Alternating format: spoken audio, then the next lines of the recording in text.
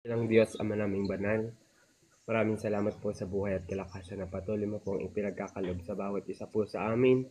At kami po ay nagpupuri at nagpapasalamat sa buhay na patuloy mong ipinagkakaloob sa amin. Sa mga oras pong ito, Panginoon, dinadalangin po namin na kami po yung samahan sapagkat sinabi mo po sa iyong salita, dalawa tatlo ay higit pa na nagkakatipon sa pangalan mo ay andun ka sa kalagitnaan. Naniniwala po kami at nananampalataya po kami, Panginoon, na sinasamahan mo kami, Panginoon. Sa mga oras pong ito, humingi rin po kami, Panginoon, ng kapatawaran sa lahat ng aming nagawang kasalanan, sa aming mga pagkukulang sa isip, sa gawa at sa salita. Sinasadya man namin to hindi, Panginoon, malaki o maliit. Amin pong hinihingi ng kapatawaran, Panginoon, sa iyong harapan na andun yung kapakumbabaan po. Dalangin ko, Panginoon, na gawin mo po kaming katanggap-tanggap at gawin mo kaming malinis sa iyong harapan.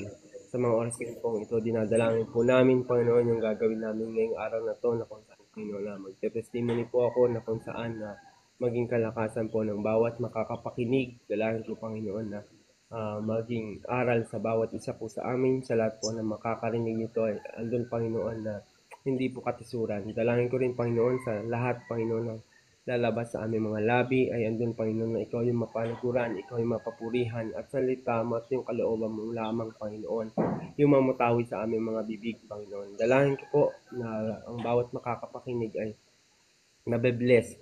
Ganun din, Panginoon, sa aming sharing, Panginoon, na kung saan alam po namin, hindi po babalik sa amin ang iyong salita na walang magagawa, Panginoon, sa mga taong nakapakinig nito. Dalangin ko, Panginoon, sa lahat ng makakapakinig, ay andun, Panginoon, na tumimo sa aming mga puso at gamitin namin, Panginoon, sa pang-araw-araw na buhay. At dalangin ko rin, Panginoon, na i-bless mo rin, Panginoon, si Sister Jayco na kung saan, Panginoon, nasa malayo siyang lugar. Alam po namin, Panginoon, na ikaw yung divine protection po namin, Panginoon.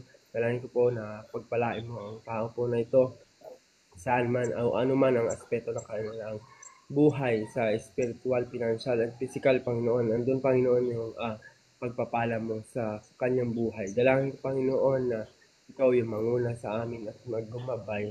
Sa iyo po ang pinakamataas sa papuri, pagdakila, pasasalamat sa tanging pangalan ng iyong anak na si Jesus. Amen. Amen. Yan. Yan.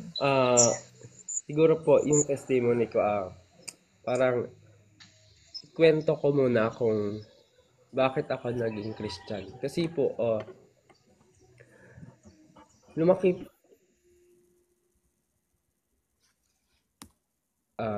Christian po, born again talaga. Kasi yung mga magulang ko, nag-church na talaga sila sa Christian, ganyan.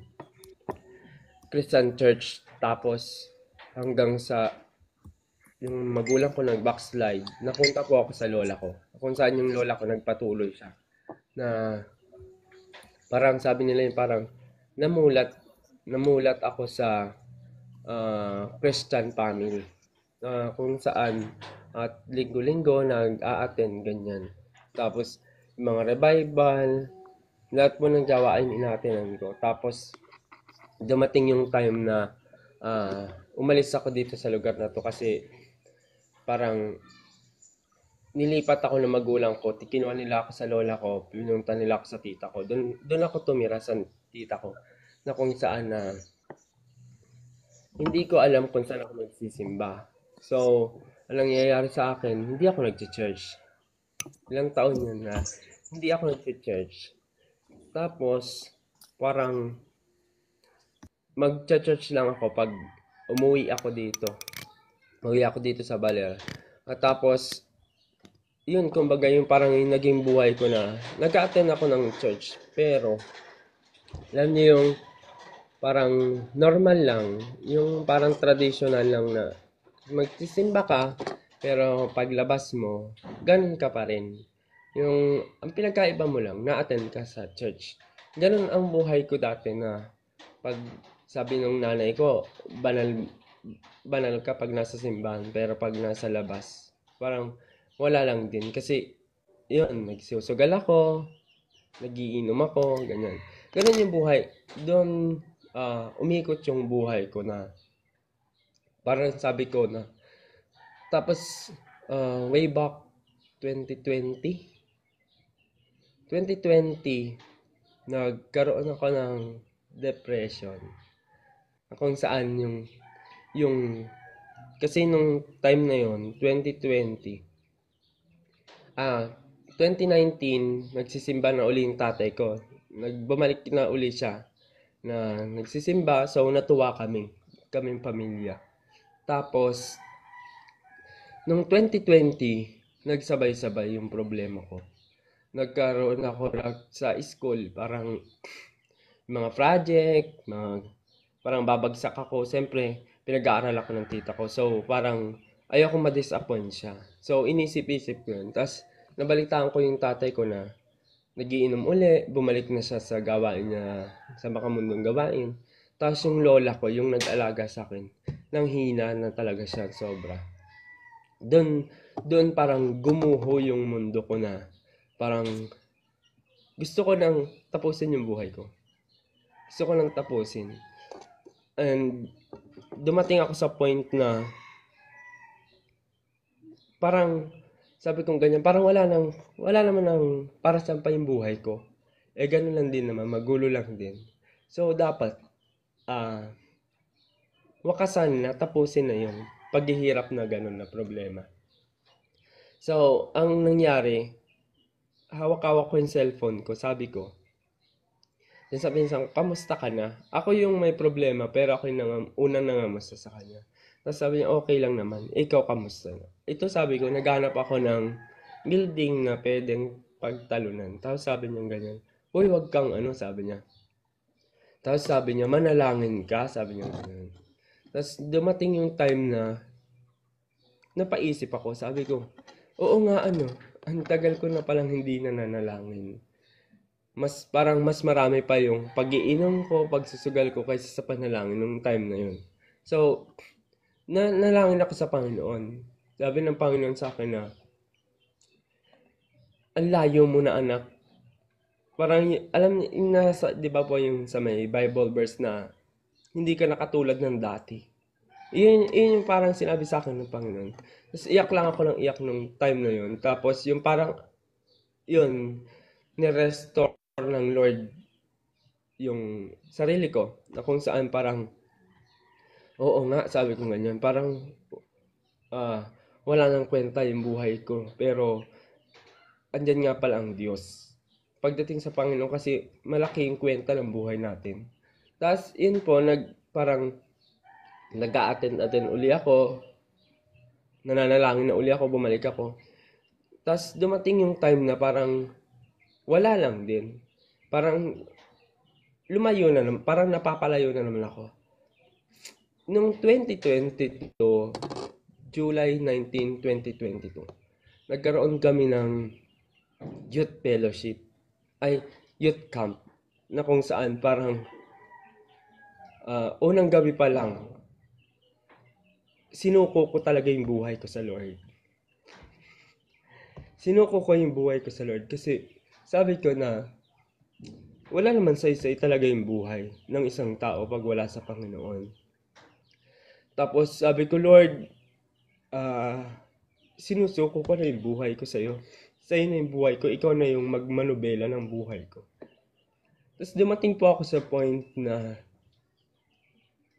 yun, nag-decide ako na sumunod na lang sa Panginoon. And then, nung nag-decide po ako noon, yung kagalakan sa puso ko sobra. Yung hindi ako pwedeng lumiban sa gawain, hindi ako pwedeng malate. Ako pa'y nag-aaya na sa gawain, tara, ganito, ganyan, ganon. Tuwan-tuwa ako noon. Tapos, siyempre, sa Cabanatuan ako nakatira, tapos umuwi na ako for, youth camp. Tapos, dumating na yung time na kailangan ko na umalis ulit. Sabi, nag-iiyak ako dun sa, parang nung time na yon, alam ko na alis na ako. Tapos, mga 2 beses na gawain, hindi ako umattend. Kasi sabi ko, mamimiss ko yung gawain. And then, nung time na yon, nung pangatlong gawain na, parang kinabukasan, alis na ako, umattend na ako. Kung saan, ayaw ko lumapit sa kanila kasi nakikita ko yung sarili ko na nagagawain na wala na ako doon. So, ayaw kasi na dumating sa point na mawala ako sa gawain. Sabi ko, aalis na kasi ako bukas. So, ang nangyari, iyak ako ng iyak doon sa gawain. Habang di pa nag-uumpisa, nag-iiyak na ako. Ang ginawa ng yung pamangkin ko, pastor, nilapitan niya ako. Tapos, pati yung mga kabataan, nilapitan nila ako. Tapos, yakap-yakap kami kasi pinapaliwanag sa akin ng pastor ko. Pag umalis ka, hindi naman ibig sabihin ng katapusan na. Sabi niya ganyan. Pwede ka naman pumunta dun sa mga ibang church doon. Sobrang in love ko sa Panginoon that time. Ang nangyari, dalawang bayan, pumunta ako sa Cabanatuan po ako, dadaan ako ng Palayan City, tapos bumabon yung kasunod. Doon pa ako magsisimba. Sabi nila, bakit ang layo mo? Ganun ako ka-in love sa Panginoon dati sa paglilingkod. And then, yung alam ko na, binago ako ng Panginoon nung dito ko pa lang siya sasabihin. Hindi ko pa siya sinabi sa lahat. Nung December, nagkasakit ako noon. Nagkasakit ako na kala ko katapusan ko na. Nagkaroon ako ng UTI kung saan sobrang lala.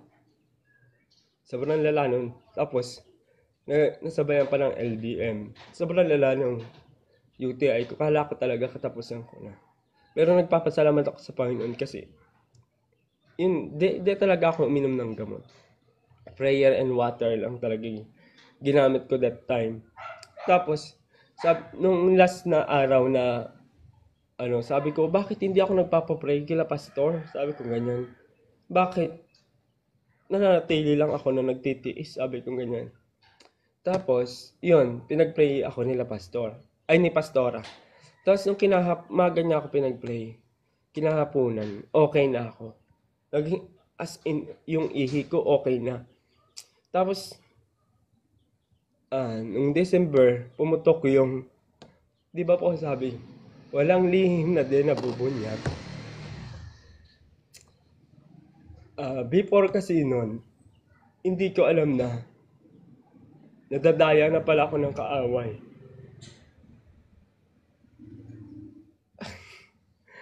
Hindi ko alam kung kaya kong sabihin, pero sige, go ahead. Gusto ko lang sabihin, kasi dito ko lang talaga sasabihin. Walang lihim na hindi nabubunyag. Noong mga panahon pala na kainitan ko sa paglilingkod sa Panginoon, di ko alam na dinadaya pala ako ng kaaway. Na kung saan, kasi parang, alam niyo yung, laging kong makasama yung mga kabataan na sana wala nakikinig sa akin dito na tiga dito sa amin. May mga kabataan akong kasama lagi gabi-gabi. Tapos hindi ko namamalayan na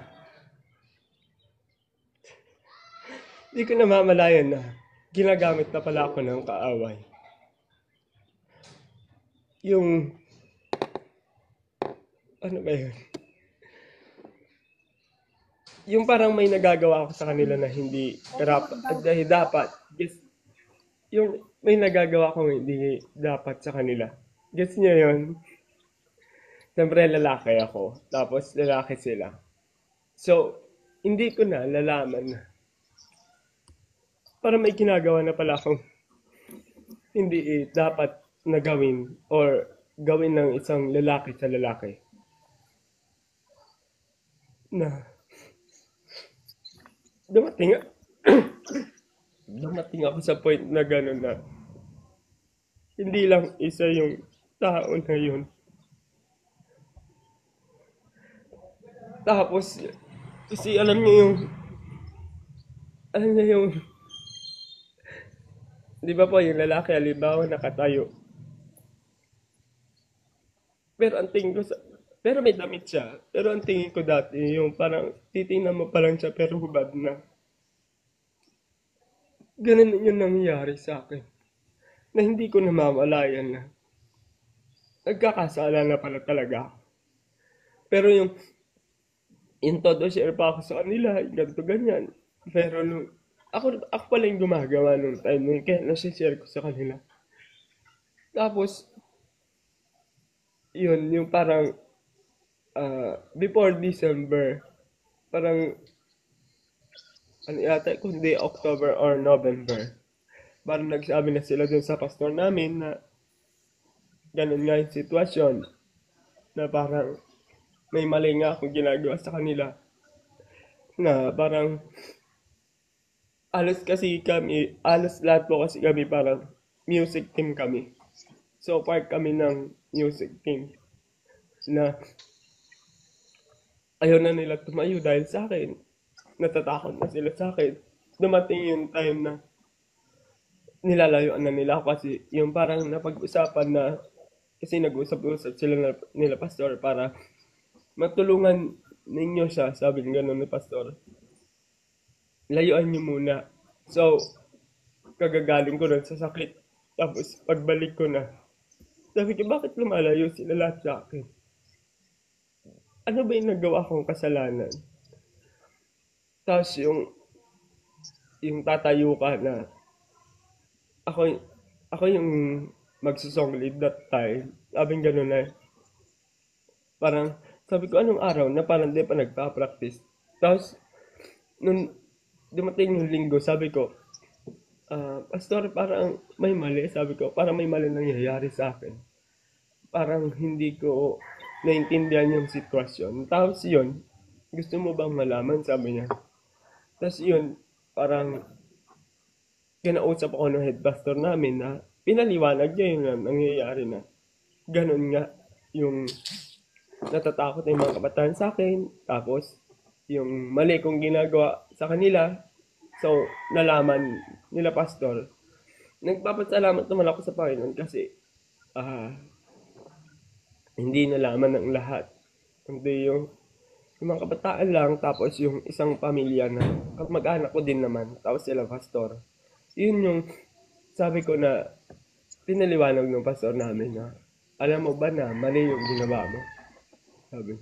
Tapos ano pa yun, yung mga kabataan na yun, bata pa sila. So kung tutuusin talaga na parang child abuse, yun nangyari sa akin. Tapos nagpapasalamat din ako sa Panginoon kasi alam niyo yung parang nagising ka sa katotohanan na ito yung ginawa mo. Na hindi, alam niyo yung parang naalimpungatan ka lang. Hindi mo alam yung ginawa.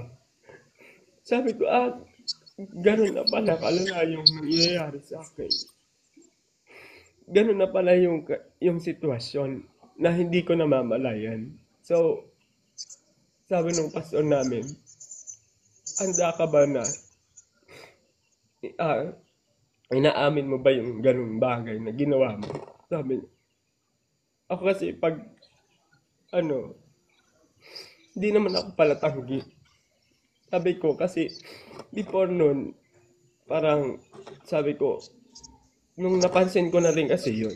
So tinigilan ko na din yung sarili ko talaga. Tapos sabi kong ganyan, alam ko naman na darating yung time na mabubunyag yung lihim na yun. Pero nung ka-struggle lang talaga, kagagaling ko sa sakit nung pumutok yung balita na yun. Tapos, sabi ng pastor namin, gusto mo ba na ipag-pray kita para mawala yung ganong spirit sa'yo? Kasi, kumbaga, sa ating mga Kristiyano, yung tawag din is parang dinadaya ka ng kaaway. Dinadaya ka ng kaaway. Yung feeling mo, yung nararamdaman mo, hindi yun yung totoo na nararamdaman mo. Alam ko yan. Alam ko yan, Brother JD.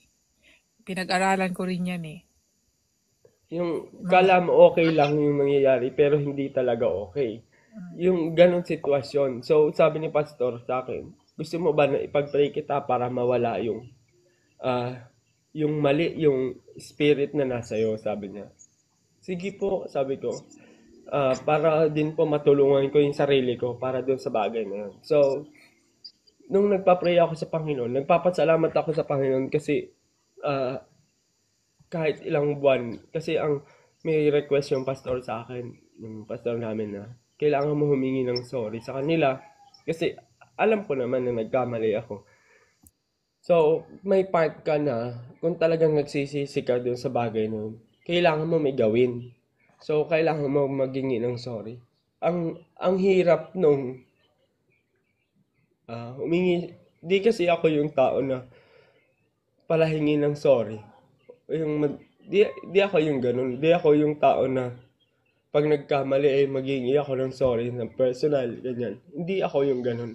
So, parang ang laki ng problema ko nung time na yun na paano yung ganito, ganyan, paano kami magkakausap, hanggang sa dinachat ko sila pero nagsisin lang, ini-ignore lang nila ako, ganyan. Tapos, yung battle nun, yung parang hiyang-hiya ka na sa sarili mo na bakit kasi ginawa mo yan. Guilt na guilt talaga ako sa sarili ko ng that time. Ako kasi yung tao na gusto ko malapit ako sa lahat. Gusto ko wala akong kaaway. Gusto ko hindi yung may iniiwasan. Ayoko na may iniiwasan. Pero nung time na yun talaga, mas pinili ko na mag-isa kasi ang hirap na natatakot sila sa'yo. Parang nandidiri sila sa'yo kasi may ginawa kang mali. So, sabi kong ganyan, dito na lang ako, magbabasa na lang ako ng Bible. Tapos yung parang asawa ng pinsan ko, sharing na lang kami ng sharing, ganyan, prayer. And then, dumating yung time na may sabi ko, Lord, tulungan mo po ako na, lagi ko pinag-pray yun na, makausap ko sila.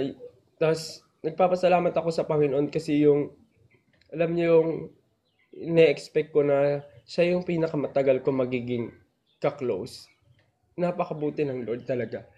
Yung ine-expect ko na matagal ko magiging ka-close o magiging kabati,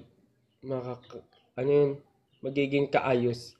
Siya pa yung unang naging ka-close ko nung time na yon na sabi niya, nag-chat sa akin, Kuya Dave, sabi niya ganyan, pwede ba makitulog sa bahay niyo? Sabi niya kaagad. Sabi ko, okay lang, sabi ko ganyan. So, nagtaka ako kasi sabi ko, si Lord na talaga yung kumikilos. Kasi, makay mo yon yung in-expect mo na matagal mo magiging kausap o maging kaayos. Siya pa yung una na maging kausap mo. Tapos siya pa mismo lumapit sa akin na, pwede ba makitulog sa bahay niyo? Sabi niya ganyan. Tapos sabi ko, pwede naman. Tapos yun, nag-sorry ako sa kanya. Tapos sabi niya, iya mo na yan, matagal na yun. Sabi niya, kalimutan mo na yan. Tapos ganun din yung iba na sila na mismo yung parang chinachat ko naman sila. Pero nag-i-ignore lang, nagsisin lang, ganyan. Pero sila dumating yung time na si Lord na yung gumawa ng paraan. Kasi sabi ko, Lord, ikaw na po yung bahala. Lagi kong pinagpe-pray na, Lord, ikaw na po yung bahala. Pinagkakatiwala ko na po sa inyo. Tunay nga na pag pinagkatiwala natin sa Panginoon yung buhay natin o yung sitwasyon o yung problema natin, siya na yung gagawa ng paraan o siya na yung aayos ng problema natin.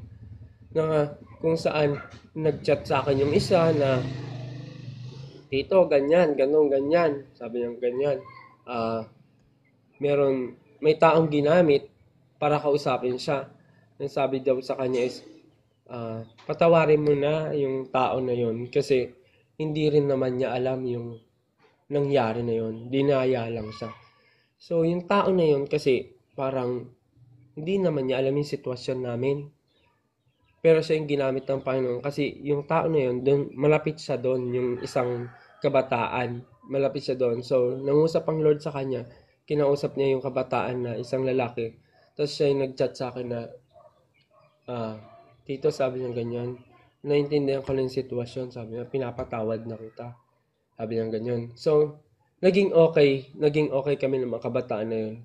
Ang pinagpapasalamat ko na, tunay nga na binago ako ng Panginoon. Kasi ngayon, kahit, alam niyo yung, dati ang tingin ko sa mga lalaki, pag nakakita ko ng lalaki na kahit nakadamit, alam niyo yung parang titingin ko kaagad sa part ng, ano ba yan? Parang, Nag-transparent na kaagad. Yes po, ganun na ako lagi. Tapos alam niyo yung dapat di ba pag tumingin ka sa mata o kaya sa mukha. A-arouse ka, Ako, ganon. ako hindi ako sa mata o sa mukha natingin pag lalaki dati. Sabi ko ganyan, alam niyo yun, nagtataka na din po ako dati na bakit ganun na ako? Bakit bakit ganun na ako tumingin? Eh hindi naman dapat. Kasi bilang isang Kristiyano, hindi ka talaga dapat ganun. So, nagpapasalamat ako sa Panginoon dahil ngayon na napapatunayan ko na talagang binago niya ako simula nung nagpa-pray ako la pastor na yun nga, alisin yung nangdadaya sa akin. Ngayon parang ah,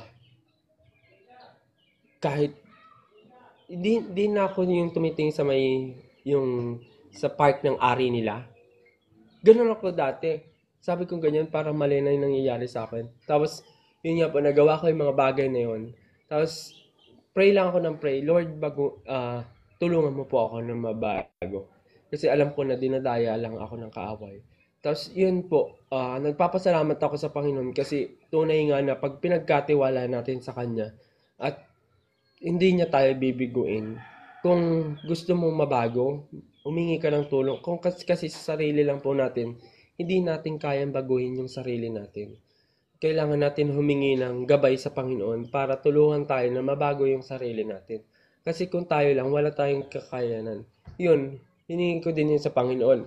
At hindi naman ako nabigo na ngayon sabi ko ganyan, thank you Lord kasi hindi na ako katulad nung dati na pag tumingin sa kanila, sa maselang bahagi ng katawan nakatingin.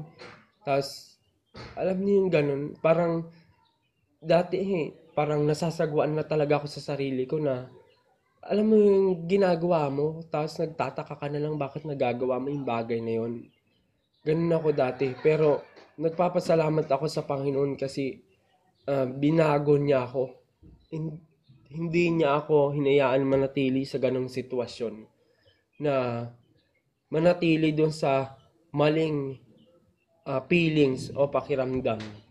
Kasi kung sabi nga ganun 'di ba, na kung mananatili ka doon sa pagkakasala, saan ka pupulutin pagdating ng panahon? Kung mananatili ka doon, anong magiging buhay ang meron ka? Magiging maganda ba yung kahit na ng buhay mo? Kaya yun, talagang sabi ko, Lord, tunay nga na ah, kaya mong lahat ng bagay. Kaya nagpapasalamat ako sa Panginoon kasi kahit hanggang ngayon parang pinag ah, hinaharap ko pa yung problema na yun. Hindi na din sa mga kabataan, hindi na. Kasi siyempre, ang lahat ng ginagawa po natin may consequence. Yung ginagawa natin maganda man o masama, merong consequence po yan. So bilang isang music team, kasama sa music team, parang hindi ako hinahayaan pa na tumayo hanggang sa parang maging okay ka, yung totally okay. Kasi ang hirap ng tatayo ka bilang sa music team tapos hindi hindi okay yung heart mo. Yun yung parang sabi ko, Lord, kahit ganun yung sitwasyon ko, susunod pa rin ako sa'yo. Magpapagamit pa rin ako sa'yo. Hindi man sa pagpapaawit, hindi man sa pagbaback up sa simbahan. Maraming bagay o marami pang ministry na pwede mong gawin. Kasi hindi naman pwedeng habang naghihintay ka dun sa bagay na yun, mag-i-stop ka na. Hindi naman porket hindi alimbawa di ka pinatayo is para magiging tuldukan na yung paglilingkod mo sa Panginoon. Kasi dumating na maraming beses na dumating sa buhay ko na sabi ko parang ayoko na mag-church nung naranasan ko yan nung yung mga problema na yan nung December. Sabi ko ayoko na mag-church, gusto ko na umalis uli dito sa lugar na to. Yung parang gusto kong takasan yung problema. Kasi dun sa tita ko walang problema na kumbaga sa financial okay naman, kumbaga ganun. Ang magiging problema ko lang parang spiritual life. So sabi ko pwede lang maghanap ng ibang church, pero hindi ang kasalanan mo, kailangan natin harapin. Kasi yung kasalanan, pag nilayasan natin yan, pagbalik mo, kasalanan pa rin yan. Kaya, kumbaga, sabi nga, kailan ka hingi ng tawad? Kailan mo ayusin yung gusot sa buhay mo? Pag huli na ba yung lahat? Kaya, na-realize ko na kailangan kong harapin yun. Kahit sabi nga, kahit pa hindi man mabilisan, pero dapat may ginagawa ka. So, yun, nagpatuloy ako na kahit hiyang-hiya na ako sa sarili ko, hiyang-hiya na ako sa tao, patuloy pa rin ako na nag-church, na-attend sa gawain, ganyan. Pag pinag-exhort ka, mag-exhort ka, kahit kung minsan parang nagigilt ka sa sarili mo. Tapos, pagpe-prayin ka, so sabi kong ganyan, habang hindi pa ako kasama sa team, dito muna ako. Sabi ko ganyan, dito muna ako. Kung pag-prayin ako, so go, mag-pray ka. Kung pag-exhortin ka, go, mag-exhort. At least, gumagawa ka pa rin sa kaharian ng Diyos. Hindi ka yung nanatili sa ganong sitwasyon. Kaya nagpapasalamat ako sa Panginoon kasi yung number one na binago sa akin ng Panginoon, yung spirit na maling espiritu sa akin. Kaya yung sa part, hindi naman po sa sa part ng LGBT, kaya pong baguhin ng Panginoon yan. Kung gusto niyo pong magpabago. Pero yung mga, isa din pong sasabihin ko sa inyo, ang lahat po ng gagawin natin, masama o maganda, may consequence po pagdating ng panahon. Kaya, mas piliin na po natin noon sa pagdating sa huli, wala tayong pagsisisihan. Kasi, sabi nga, di ba, wala naman sa unang nagsisi. Kaya, piliin natin yung hindi tayo magsisisi pagdating sa bandang huli. Kaya, nagpapasalamat ako sa Panginoon kasi patuloy po niya ako na sinasamahan at patuloy po na pinapatunayan na Diyos siya ng lahat at walang mahirap pagdating sa Kanya. Basta po, totoo lang po tayong magtiwala sa Kanyang harapan na walang mahirap at walang imposible sa Panginoon. Ano man sitwasyon ng buhay po natin, kaya po tayong tulungan ng Panginoon. Yun nga po, yung parang inisip ko that time na baka makulong na ako. Sabi ko, kung nagpapasalamat ako sa Panginoon kasi yung mga kabataan ay nakakilala sa Panginoon.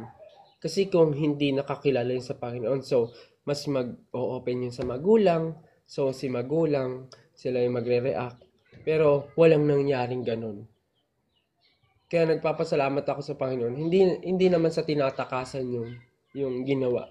Pero alam ko na matagal ko na siyang pinagsisinan at matagal ko na siyang parang hinarap yung consequence. Kaya nagpapasalamat ako sa Panginoon kasi patuloy niya akong binabago. Kaya yung kanta na, binabago niya ako araw-araw kasi bawat minuto o bawat segundo ng buhay po natin, may ginagawa ang Diyos sa buhay natin. Kaya sa Diyos lang po yung kapurihan. Amen. Ang ganda ng testimony, ganun. Pero ano talaga yung nature mo? Natural talaga? Bakla ka? Nung bata pa lang? Lalaki talaga. So, ano po, tawag dito ay, ako po kasi yung parang, parang malambot, pero yung heart ko hindi naman po. Ganun. Pero di naman kasi ako nagkakagusto. Di ba po pag part ng LGBT, halimbawa, yung nagkakagusto ka sa lalaki, ako hindi naman po ako nagkakagusto sa lalaki. Parang malambot lang ako magsalita. Pero yung heart ko hindi naman. So yung nangyayari yun nga, may contact ka na the same, sa ilang taon ka nun? Nito lang po, 20 plus na. 17 ka pa lang ngayon, di ba? 25 na po ako. 25 ka na. Akala ko 17 yung nasa isipan ko. Kaya napaano nga ako. Si Nicole pala yung 17. So, nung time na yun, talagang nag-adolescence ka pa. Nag-start yun. Ganon? Parang parang 22, 23 yata ako ganun. Adult ka na pala noon. So, bali, temptation talaga yun. Kasi meron kasi ako nakikita yung mga ganyan daw ay, minsan merong soul kakambal na kaluluwa or may twin ano ba yung tawag? Twin flames or twin spirit daw yun. Kaya mayroong ginagawa ang isang tao na against sa kanya pero nagagawa niya. Merong nagpo-push doon. Yun. So, pero part pa rin niya ng ano eh. Kung bad kasi, part of evil things pa rin, di ba? Yan po eh. Dapat, kaya yun nga ang gusto ko talagang mga topic about spirit. Para malaman natin ba yung sa atin mismo, sa atin pong katawan, kung sino yung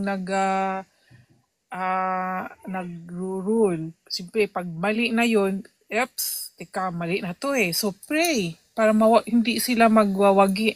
Yan ang palagi kong inaano eh, Lord, don't let your enemy will win sa buhay ko po. Kasi hindi yan ano eh.